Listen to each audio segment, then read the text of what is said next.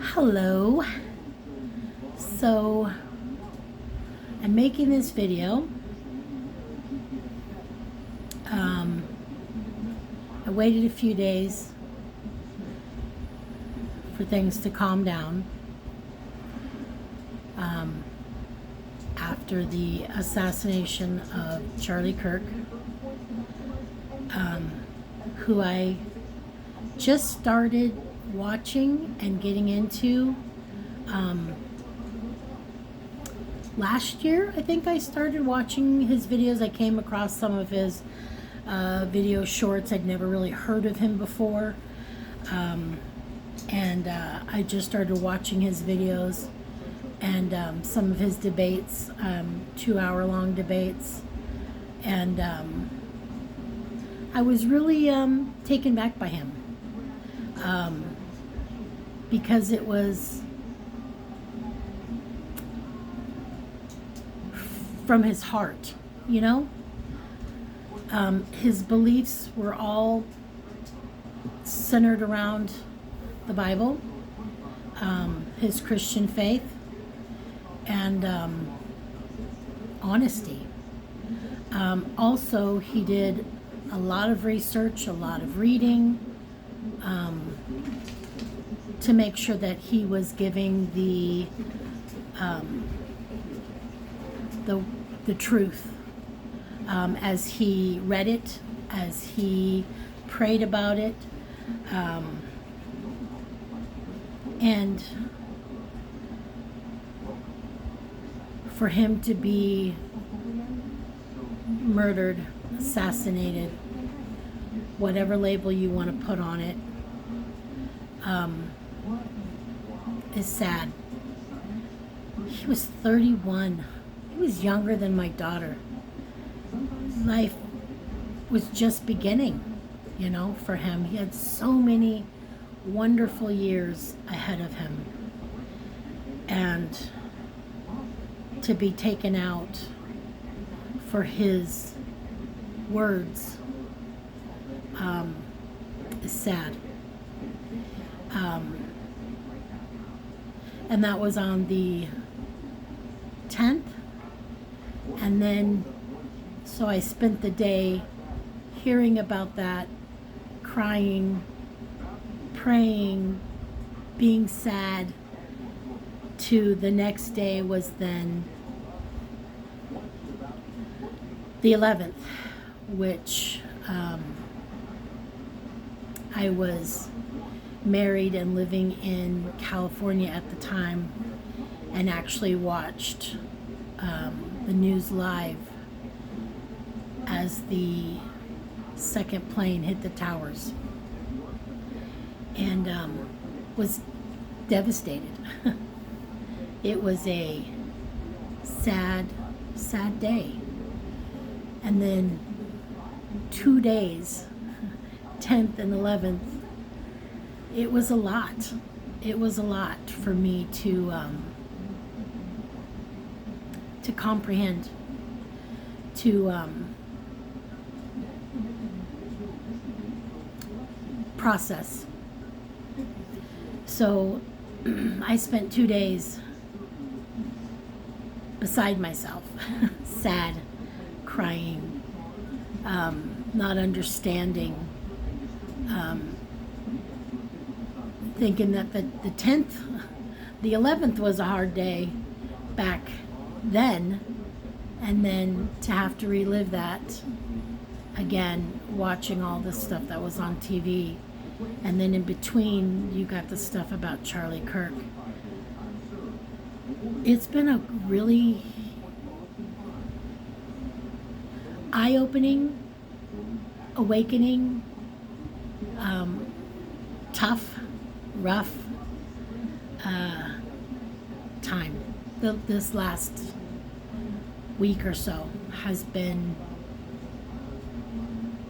and I was already struggling with my faith. Charlie kind of helped with that, watching his videos. You know, because there's a lot of things going on in the world, in the world, that I don't understand. you know? I can't wrap my mind around a lot of the things that are going on in the world, to be completely honest. And to hear somebody such as Charlie Kirk, to hear him talk to you through his faith, through undeniable love for people.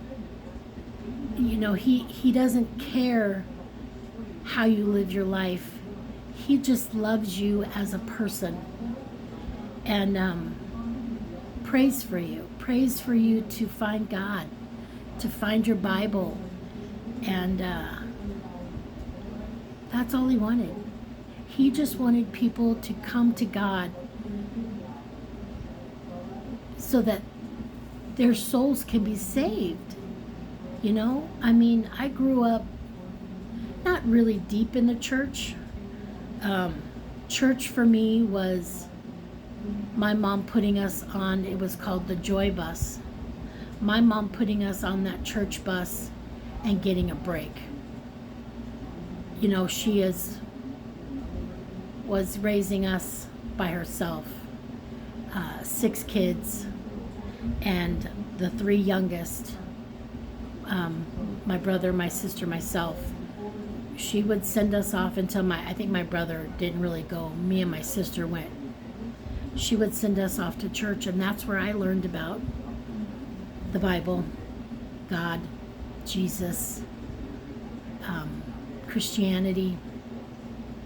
And so I knew growing up who God was, who Jesus was, how things started in the beginning, you know, with Adam and Eve, and then Noah, then, you know, that's kind of my gist of what I knew.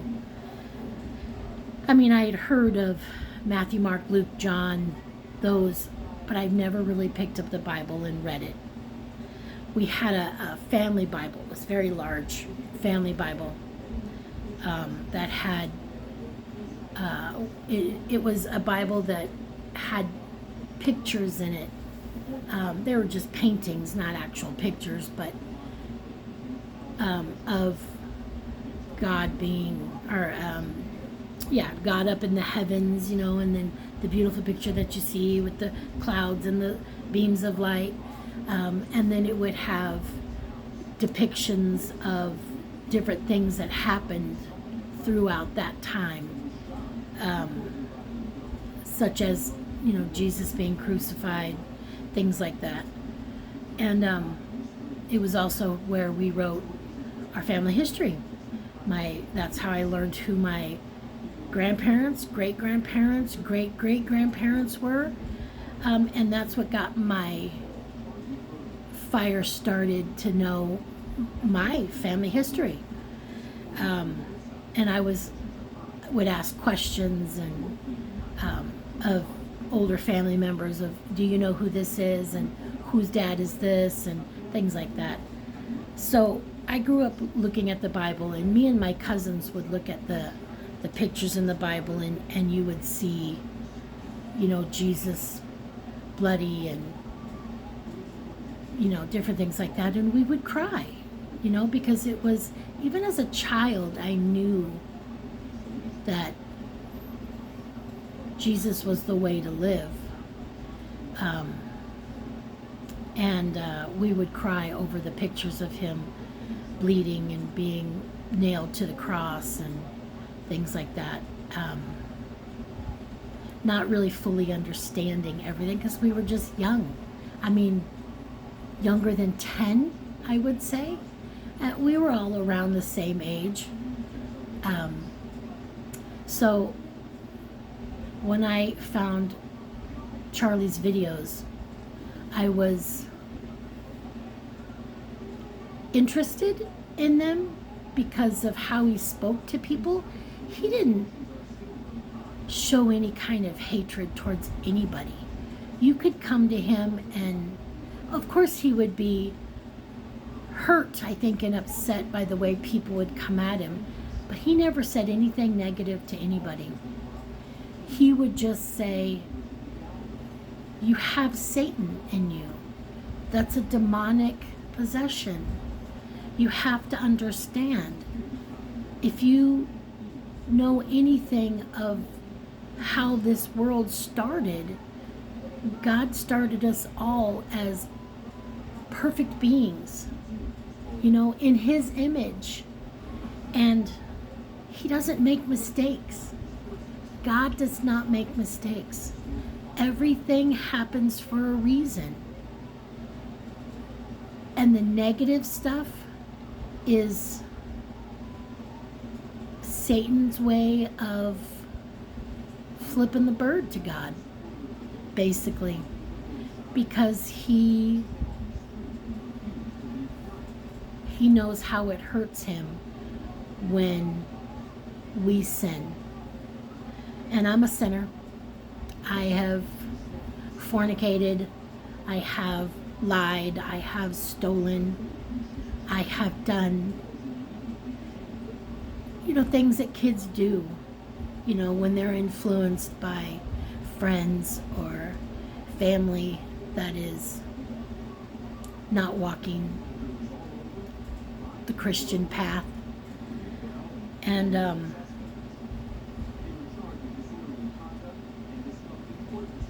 I have Bibles.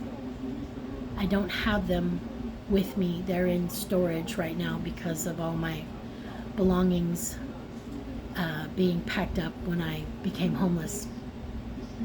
But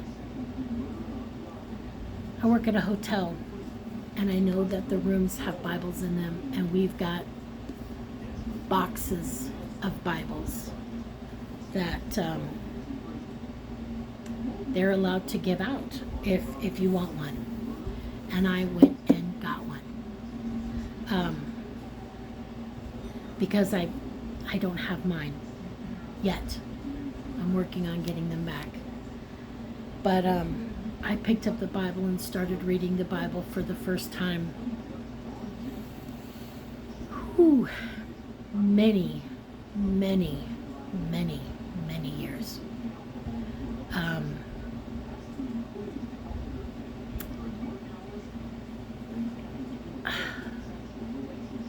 And I'm trying to get right with God. I pray for myself. I pray for guidance. I pray for help, understanding.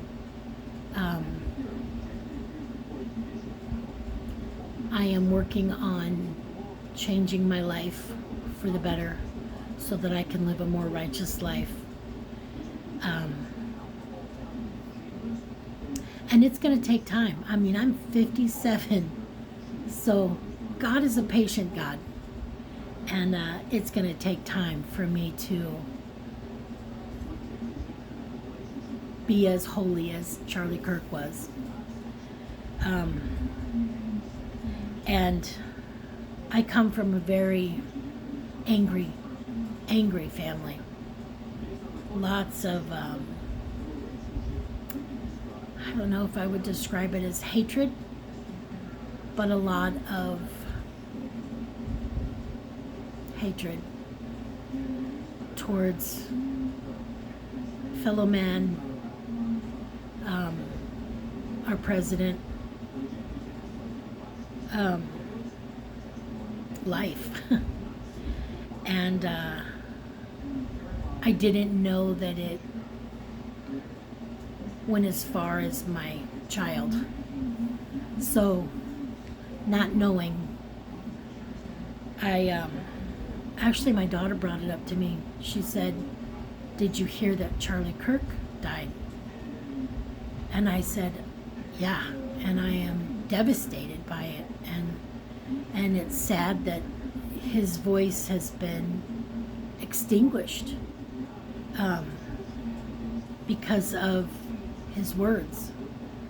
And she stopped me, and she said that she didn't agree with what he said and what he believes, and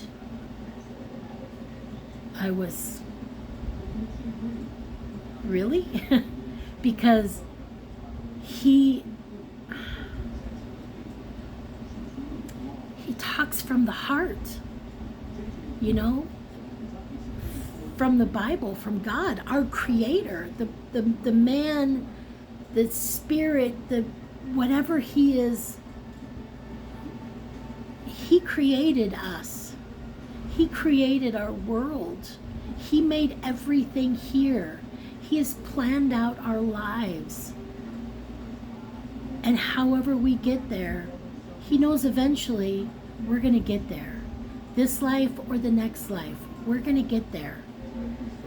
And I stopped talking because I know that she is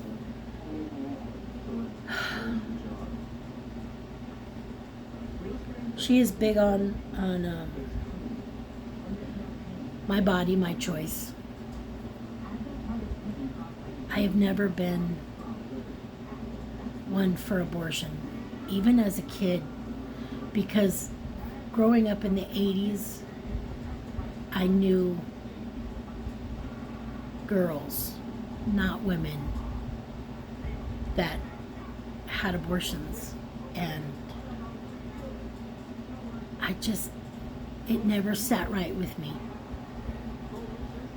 When I got pregnant with my daughter, the first thing my mother asked me when I told her that I was pregnant was, "Are you going to get an abortion?"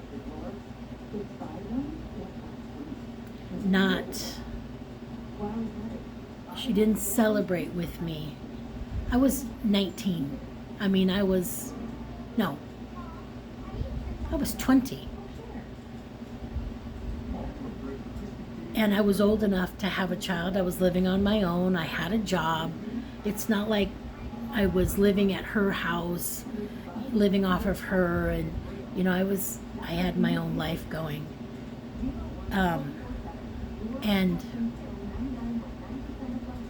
the first thing out of her mouth when I said, "I'm pregnant," was, "Are you going to have an abortion?" Are you out of your mind? This is my child. No, I am not going to terminate my baby's life. And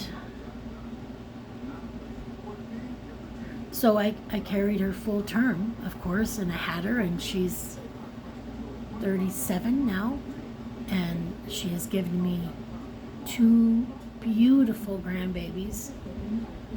And sometimes I think, what if I would have allowed my mother to talk me into extinguishing my child's life? I wouldn't have these grandbabies. I wouldn't have those beautiful memories of, I got to see my first granddaughter brought into the world. And it was beautiful. It was amazing to see her take her first breath, and then to be able to touch her and kiss her, and it was amazing. It was amazing. And although I didn't get to see my second granddaughter born, I was there as soon as she came into the recovery room, and I got to touch her and kiss her and talk to her, and that was amazing as well. And I wouldn't trade any of that for anything. They're beautiful memories. I have a wonderful relationship with my grandchildren. My relationship with my daughter is coming along.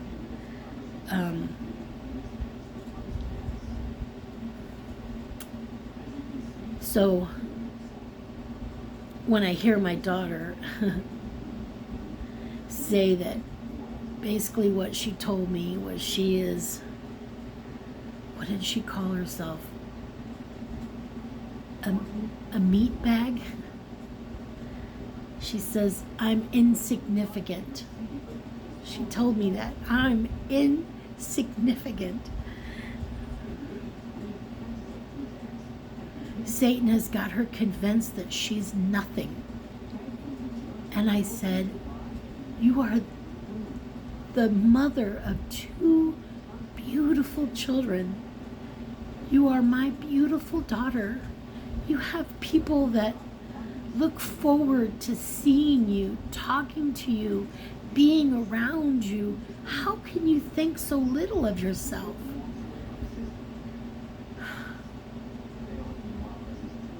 And it was heartbreaking. She will fight so hard for other people. People she don't even know.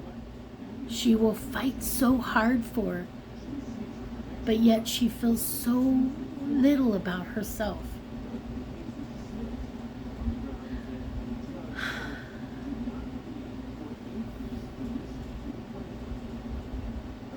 The end of times is definitely coming. And we need to get right within ourselves. We need to get right with God. You can go on YouTube, the internet, and you can see people have experienced seeing God, seeing Jesus, speaking with Him, sitting with Him when they've had near-death experiences. I just watched a video this morning of a little girl who walked outside of her house with her grandmother. Her grandmother wanted to go outside and take a picture of the sunset because it was absolutely beautiful. With the oranges and the reds, it was just gorgeous. So Grandma went out to go take pictures, and her granddaughter is standing there doing this and then looking at the sunset. And she says, "What are you doing?" She says, "That's what the people are doing." And she says, and she must have been 4, 5, no older than that. She says, "That's what the people are doing." And she said, "What people?" She says, "The people by the flowers in the sky, in the orange. They're standing there like this." Grandma said in the video she had never really prayed with her granddaughter before. She never really spoke to her about it, but yet she knew. She knew this. And she saw the man doing this. And then that little boy who was clinically dead for 20 minutes. And he saw Jesus. He spoke to him. And he told him everything's going to be okay. And he put his hand on his shoulder and he woke up. My own nephew, at 3 years old, fell in our backyard swimming pool. And this is documented in the newspaper. And he fell in the pool and he drowned. He died in the pool. Thank God for my neighbor that lived behind us, because we didn't hear him fall in. We were inside. And my neighbor that lived behind us jumped over the wall and pulled him out. And started giving him CPR and brought him back. 3 years old. His mother was a drug addict. He was born with drugs in his system. His mother and his father in the hospital fighting over him, dropped him on the ground right after he was born. And he told my mother in the hospital, she asked him what happened, and he said he was taking a bucket and he was dipping it in the pool and he was washing his bike. And the bucket got heavy and it fell in, and he went to grab it and he fell in. And he said, Jesus was at the other end of the pool.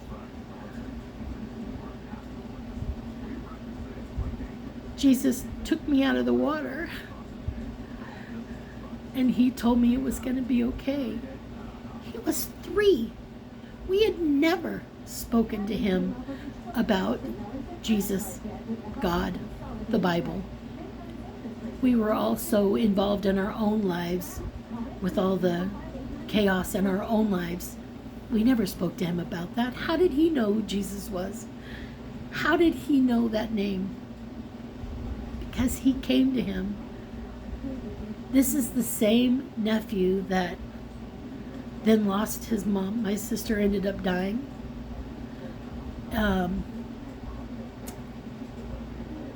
He was 5 or 6 and was forgotten at school. My sister thought, my younger sister thought his mother was going to go pick him up, who was my older sister. And my older sister thought my younger sister was going to go pick him up from kindergarten. And so the wires were crossed, and he ended up walking home with his little friend and went to his little friend's house. He had 2 pit bulls chained up in the backyard of his house. And he told my nephew, you can go outside and pet him. He loved dogs. You can go outside and pet them. They're okay. They ended up ripping his legs up. They whipped him around like a little rag doll. And he has got scars on both legs. Hundreds of stitches he had to get to stitch his little legs back together. He was 5. So at 3, he fell in the pool and died. 5, he got tore up by dogs, traumatized. And then at 7, he lost his mother. She died. This boy has been through so much in his life. He is, the last I seen him, he was a mess.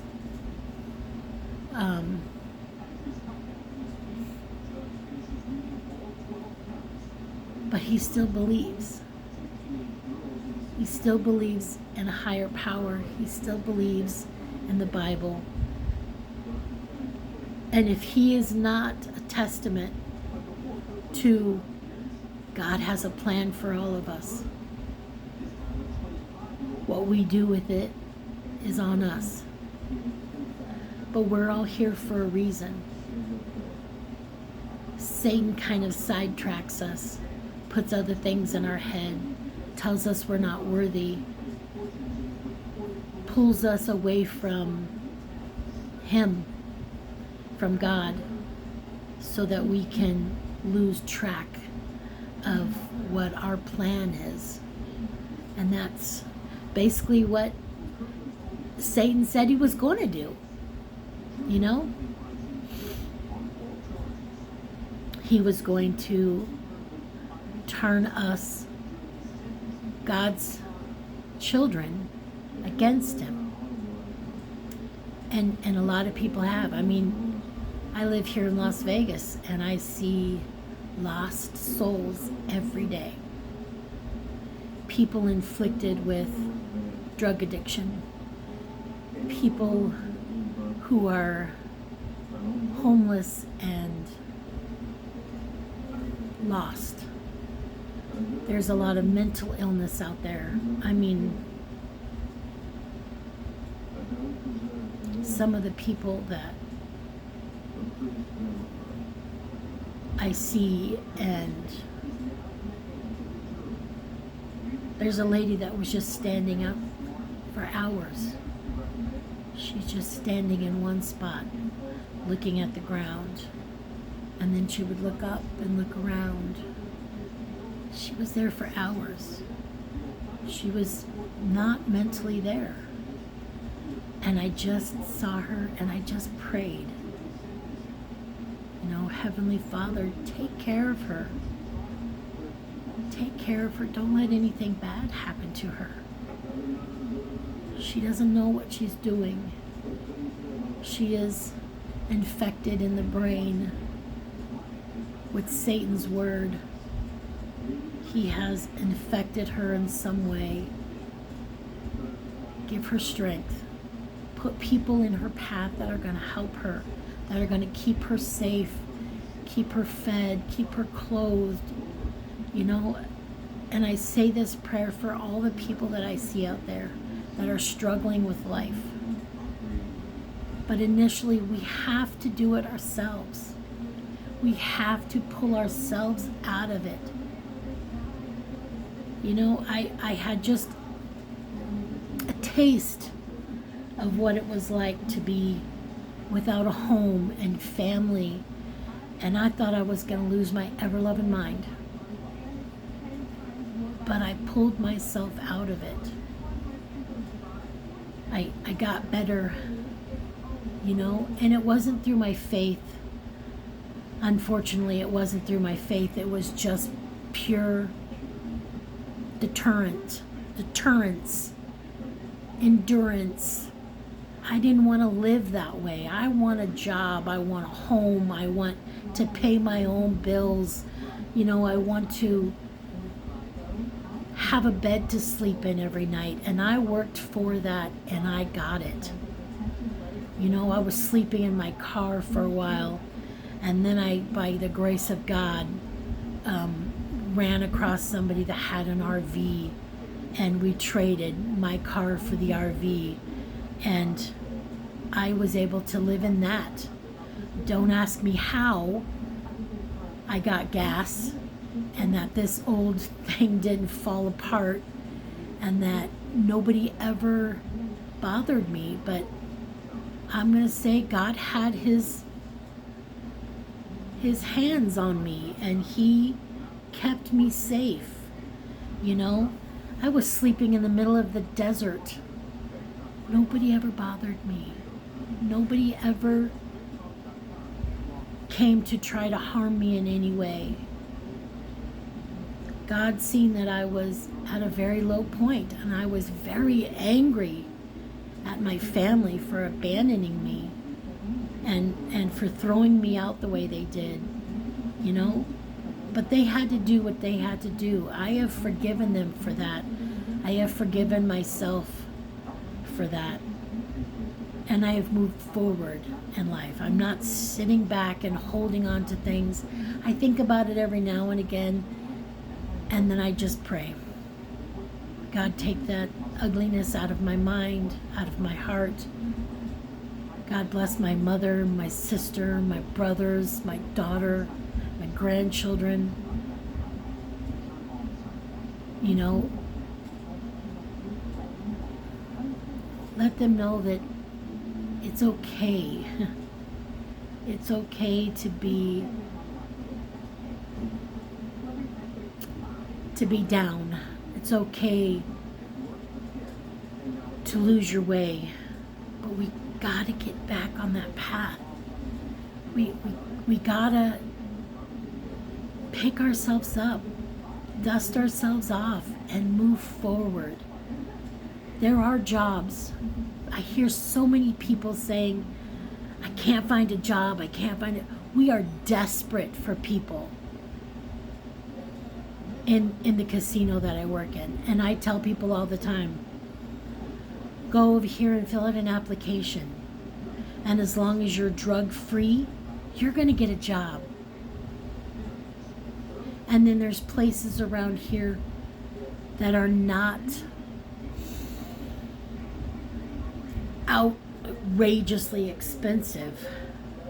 You know, there are places that are, I pay $725 a month for my home. And I have a bed, a bathroom, a full shower. I have a closet for my clothes. I have a refrigerator. I have electricity. I have a wonderful AC. And then when it's cold, I have a wonderful heater. I've lived in this same area, in these same apartments. I've upgraded, but I've lived in this same area 4 years now. And although there has been some shady things that have happened, all in all, it's been a blessing. And I deserve it. I deserve to be happy. I deserve to have a home. And I'm going to work for it. I had a job that I had to drive to, which on the freeways, if anybody lives in Vegas, you know the freeways are insane. And it was frustrating because I was miserable at this job. Absolutely miserable. Because I had to stand on my feet for 8 hours during my shift. I got an hour break. And that was the only time I got to sit. The rest of the time, I was told, you cannot sit. I would have cramping in my legs and my feet by the time I got home. It was dreadful. But it was a job. And I kept it until I found something else. And now I literally walk to work. I walk to work. And I've been there, July 1st is 4 years that I've been there. And I am making enough money to where I can pay my own bills. I've acquired a few larger bills, unfortunately, due to spending. But I can pay everything myself. I don't have to ask anybody for anything. I can do it all by myself because I found the strength and the courage to pick myself up, dust myself off, and move forward. And now I'm ready to pick myself up, dust myself off, and get right with the Lord. And I want to thank Charlie Kirk for that, because he opened my eyes to a lot of things that I had never looked at the way that he had explained it. I had not thought of picking up a Bible in many years. And I am reading out of this Bible every day. And I just started from page 1. Page 1, and I'm going to work my way through. I did open up the Bible the first day that I brought it home, and I asked the Lord, where do you want me to start? And I got start at the beginning.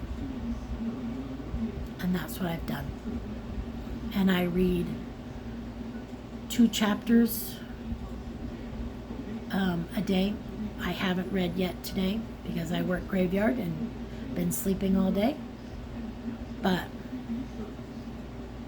so the reason that I'm making this video is because I seem to have a lot of people now that in my life that they don't see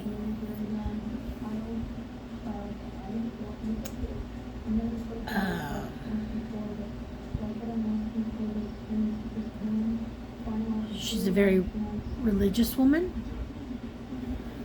She goes to church as often as she can. She sings. She's beautiful. She's a wonderful person. When I said something about Charlie Kirk dying, because she asked me how my day was, and it was 9/11, so it was the day after. And I told her, I said, it's been a roller coaster emotional day between Charlie Kirk being murdered and then 9/11 and all the videos and all the memories that come flashing back in my head. And she just got this look on her face, and I was like, maybe I shouldn't have said nothing. And she said Charlie Kirk is a racist. And I said, I've not heard that. I've not heard of him being a racist. All I've ever seen is his debates with the kids. And he touches on racism. He touches on transgender things. He touches on gay and lesbians, LGBTQY, whatever all the initials are. And he explains it from a biblical point of view, not from a personal point of view, because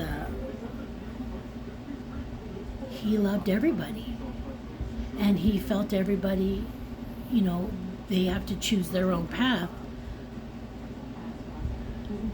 But maybe you should try looking into your Creator and see how He wants you to live your life. And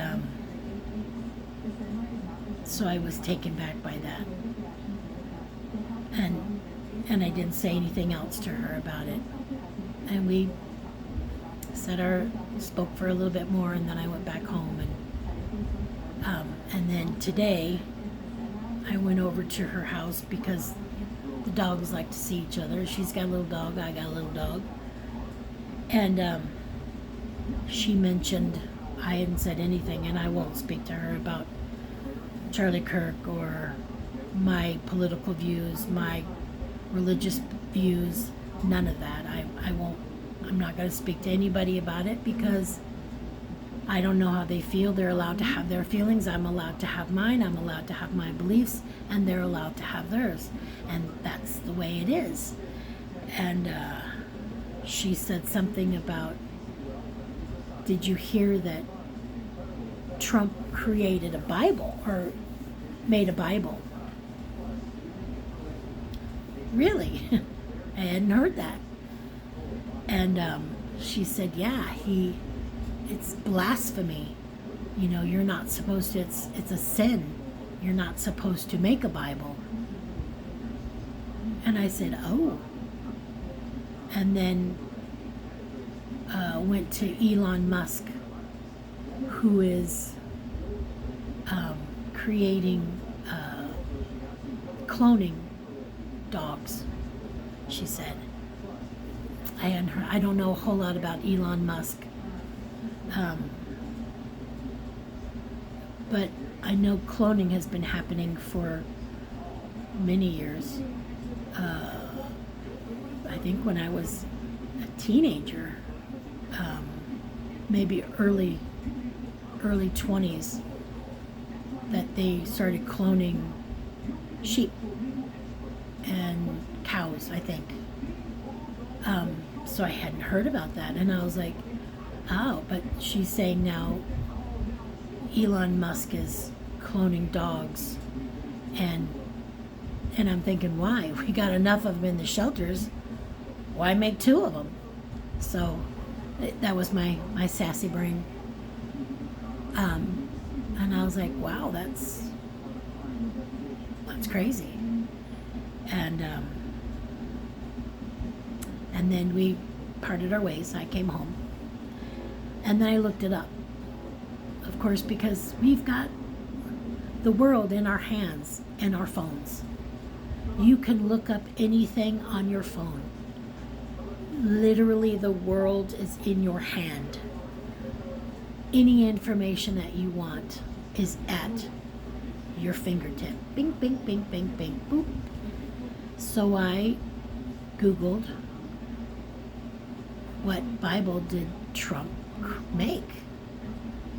And it wasn't actually Donald Trump. He just, I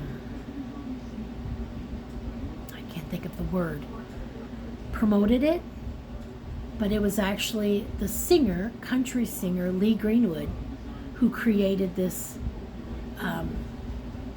version, and it's the Bible as we know it, the word for word, the Bible, and then he added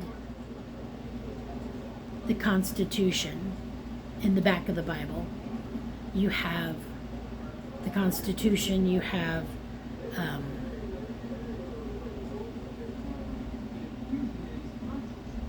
I can't think of it. It's all the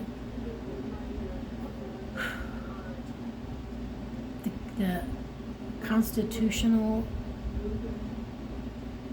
amendment, not amendments, but I can't think of the darn words. But it's an American based Bible with the four founders information in the back. It's the Bible in the front, just as you would get it from the Gideon's Bible.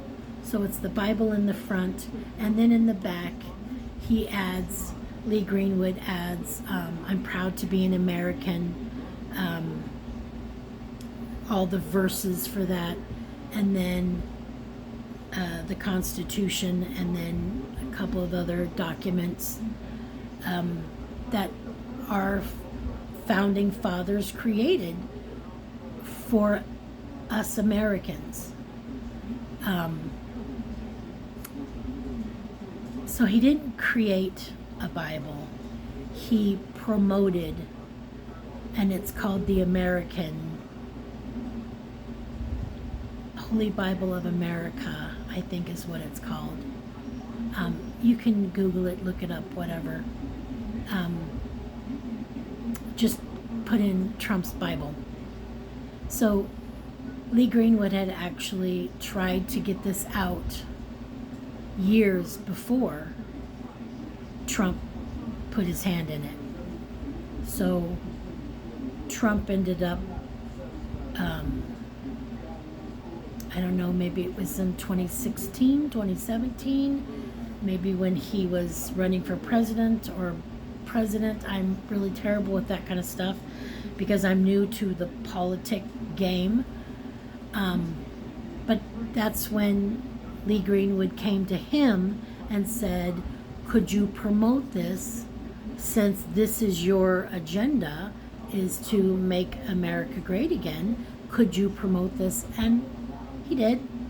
And they made money, and there was no changing of the Bible. There was no changing of the words. There was no malice put into creating this book. All it is just, it's the Bible in complete form, how anybody would have their Bible, and then the American milestones that created America as we know it. And then there's some paper in the back with the Statue of Liberty on it. So it's basically our founding fathers' things, that they created. So there was no changing of it. There was no malice put in to creating this book. And then I researched, have any other Bibles been created? And of course, you have pastors and church people that, sorry, I've got something in my eye. Pastors and church people that create a version of the Bible for teaching, for Bible study, things like that. So would that not be the same? They created a version to help people to know what's going on in the Bible and how to study it. And then this is just the same thing, but it's things that we as Americans should know. You know, the Constitution of the United States. We should know that. We're Americans. And you know, if you're an illegal and you're coming in, you're immigrating here, those are things you have to know. You know, we've got people that are from other countries that know more about the Constitution of the United States than we as Americans know, because they have to know it in order to get their rights to live here in America and become an American. You know, yet we don't learn it. You know, I didn't learn that in school. I didn't learn what the Constitution of the United States was. I learned math, reading, history, but not the Constitution. You know, and maybe I did. I'm old. I don't remember it. But I couldn't tell you what it is. I know that the Second Amendment is about guns. And that's only because that's what's trending right now. So I went outside, and there's a tree out there that I sit next to, and it kind of helps me to think. And I said, how do I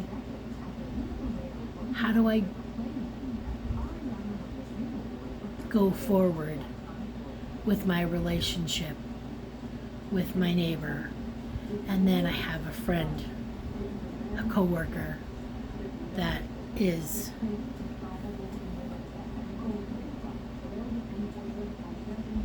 big on transgenderism and pronouns, and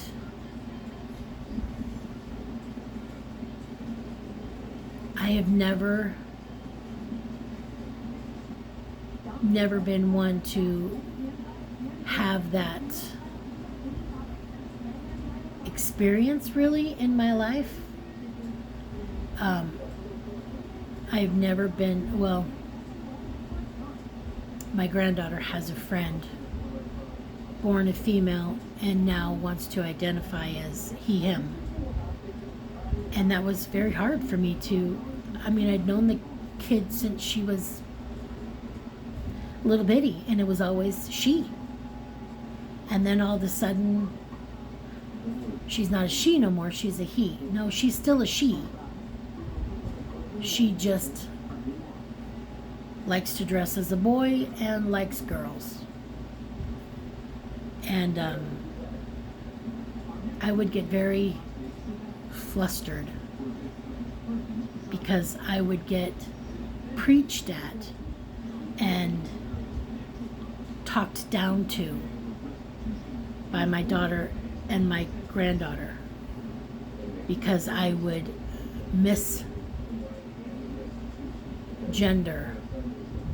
this little girl who thinks now she's a little boy. And, you know, live and let live. You have your life. When you die, you're the one that has to you're the one that has to tell God what happened. And Judgment Day, either you're going to go up or you're going to go down. That's on you. That's not on me. But I also feel that your way of thinking should not be pushed on me as much as my way of thinking should not be pushed on you. So I just choose to not address her. I pray for her, pray that she finds her way, and pray that the trauma that put her into this state is something that she can figure out and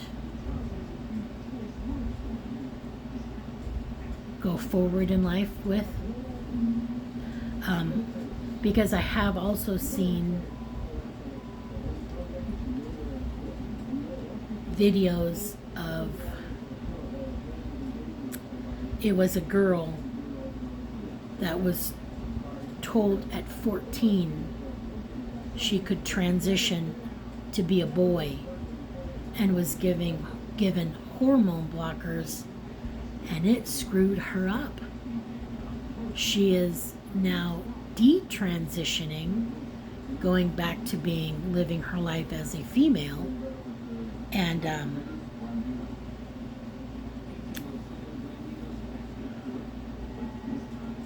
her body is messed up. Her bladder is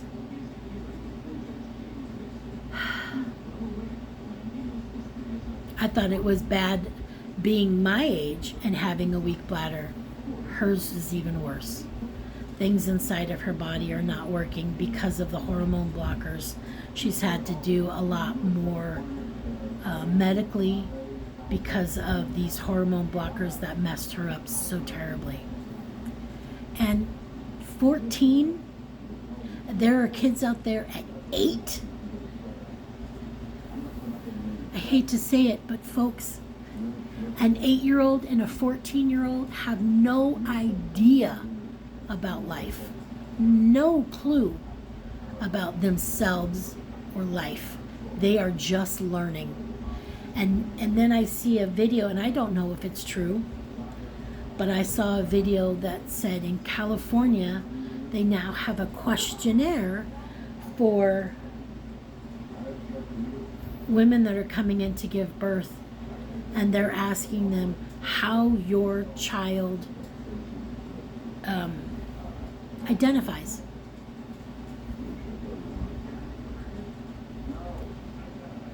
It hasn't even been born yet.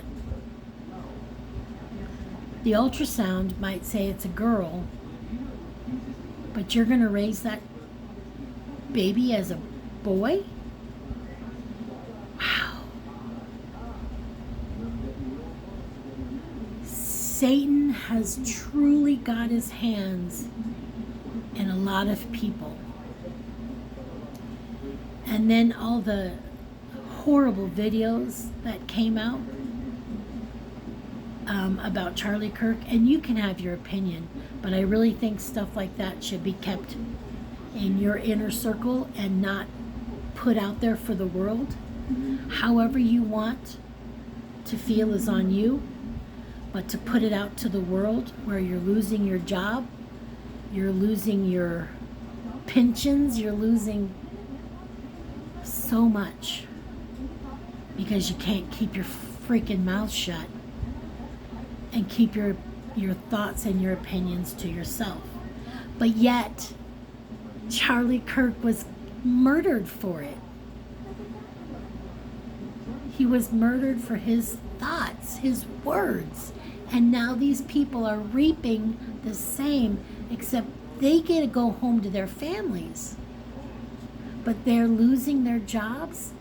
And the sad thing is that a lot of these videos are made by people in our school system.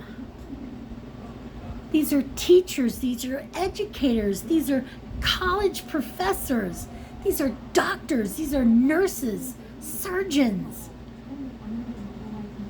I don't want people like that teaching my grandchildren. I don't want people like that opening up my brain if I had to have brain surgery. I want a holy person. I want a person that's right with themselves and right with God, taking care of my grandchildren, my surgeries that I have to have. It's frightening. And we wonder, I don't know if anybody else does, but I wonder, why is our school system so jacked? Why are they teaching so much nonsense in school?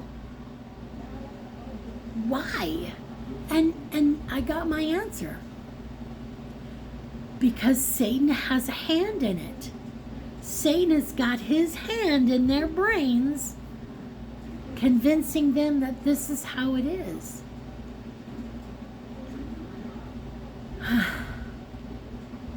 It's frightening. It's frightening. And I'm not telling anybody how to live their life. You do you. And I tell people that all the time. You do you, boo-boo. I'll do me. I'm okay with the sins that I've committed. I have asked for forgiveness. I have forgiven myself. And I am trying to live a more righteous life. Because I'm going to believe and be right or not. I would rather not be on that other side where I don't believe and be wrong. I don't want to go to hell. I want to go to heaven. I want to spend my eternal life with Jesus, with God, and with all the beautiful people that are up there. And I'm not sure if reincarnation is something that is in the Bible, but I feel that we all are here to learn. And maybe we'll come back and try it again, and maybe we won't.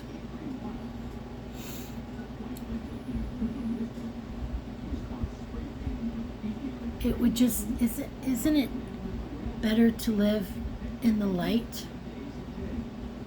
Doesn't it feel better to accept people and love people for who they are, what they are?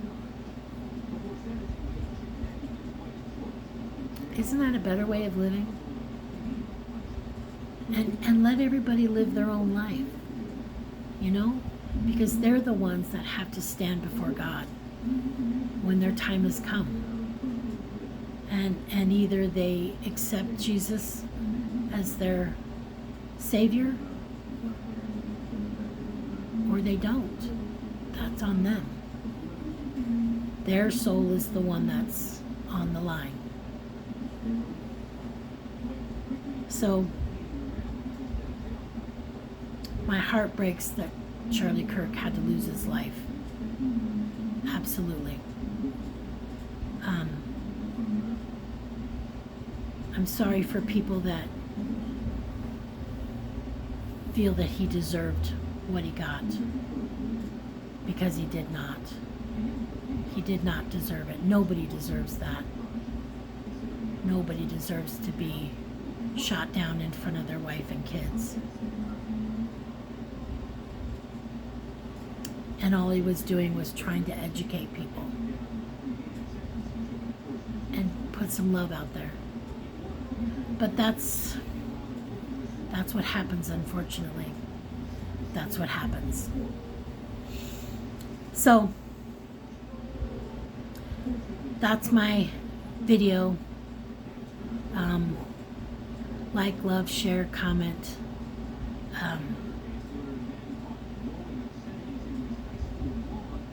Just remember that we're all children of God.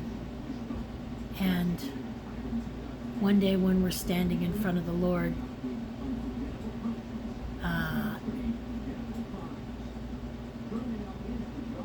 and he asks us, what did we do? How did we live our life? What are you going to say? How are you going to answer that? Did you live a righteous life? Or did you live a raunchy life? Either way, you choose your life. You choose your good, you choose your bad. You choose your ups, you choose your downs.